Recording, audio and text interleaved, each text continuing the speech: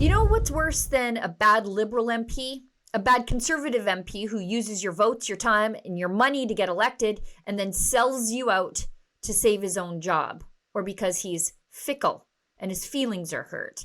That's exactly what Chris Detremont just did. I didn't find I was represented there. That my ideals of an Easterner, of a red Tory, I mean, quite honestly, of trying to find ways to find solutions and help your community rather than trying to oppose everything that's happening.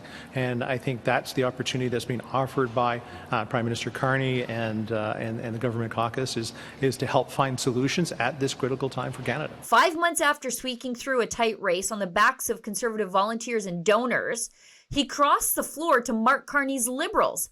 And he did it on budget day, as the government dropped a record-breaking $78 billion deficit on Canadians, one that is worse than the budget that Chrystia Freeland refused to deliver and caused Trudeau to resign, and then Carney to take over because he was going to be a much better fiscal caretaker. You can't make this stuff up. Go to firechris.com and help us send him a message and help us empower the people he betrayed through a multifaceted campaign to get him to resign in shame. Remember what we did to Liberal MP Yara Sachs after she cuddled up to terror tyrant Mahmoud Abbas?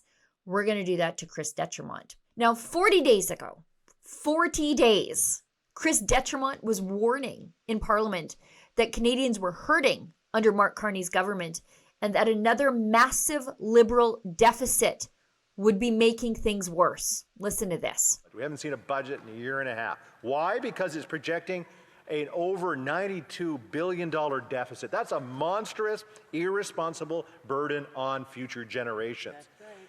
We'll hear it, I'm sure, maybe the questions that they're talking about a generational investment. But Mr. Speaker, what it really is it generational debt that my kids, their kids, and their kids' kids are going to have to try to pay in one way or another. 40 days ago, he sounded like a fiscal conservative, but it was insincere, obviously, because today he's cheering on the very people he said were bankrupting the country. And just a few months back, he was praising Conservative leader Pierre Poilievre, telling people he was the one to fix what the Liberals broke. A lot of people that voted for me voted for change. They voted for Pierre Poilievre. Youth were voting for him. Young voters were voting for him. People concerned about the fishery were voting for him. And now, Detremont is sitting beside those same Liberals. Mr. D'Entremont, let me just share with you his own words. He said that, quote, "We warned that the Liberals' out-of-control spending and massive deficits were irresponsible, but of course they did not listen. Now, after 6 months under a new Prime Minister who promised financial discipline, Canadians are still waiting. He said that he would be judged by the cost of the grocery store. Well, Canadians are judging him, and they're not impressed." So that's what Mr. D'Entremont had to say about Prime Minister Carney. And so here we have, as a member of Parliament, and Mr. D'Entremont, who said one thing and is now doing another. So what changed? Well, not the Liberals, not the deficit. It's worse, not the suffering in his riding. What changed was Chris Detremont's job prospects. He lost his bid to become Deputy Speaker to a fellow Conservative MP, and apparently that bruised his ego so badly, he started shopping for a softer landing. And if you think that's speculation, just look at this. Former Conservative MP Rick Perkins said that just last weekend, Detremont told him this: "If an election is held now, I will lose my seat. I might as well not run. Make no mistake, there's nothing in his floor crossing about principles.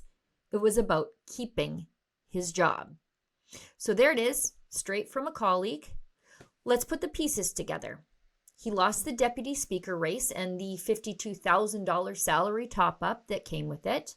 He thought he couldn't win re-election as a Conservative.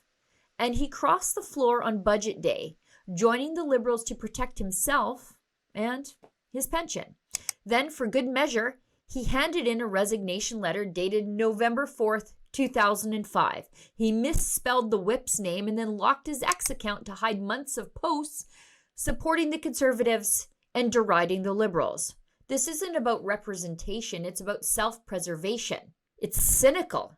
Detremont saw the writing on the wall and switched jerseys before the voters could send him packing. That's not leadership, that's cowardice. And here's the problem.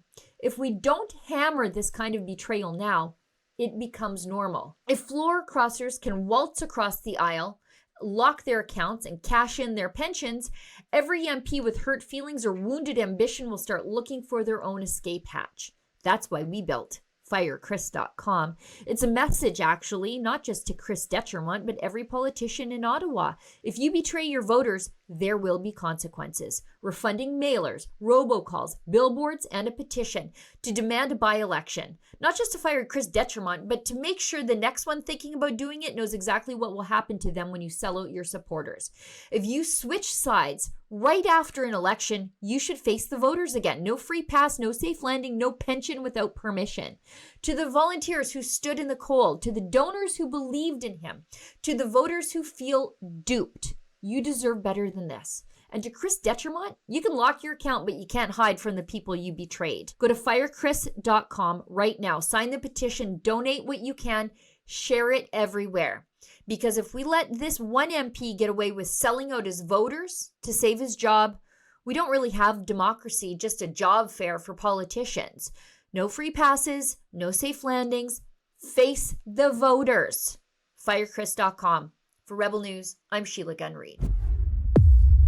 If you agree with me that what Chris Detremont did by crossing the floor on the day the Liberals deliver a catastrophic $78 billion budget is a betrayal of the people who worked so hard to get him elected, go to FireChris.com, sign the petition, donate what you can. We've got big things in store for Chris Detremont. Again, that's FireChris.com.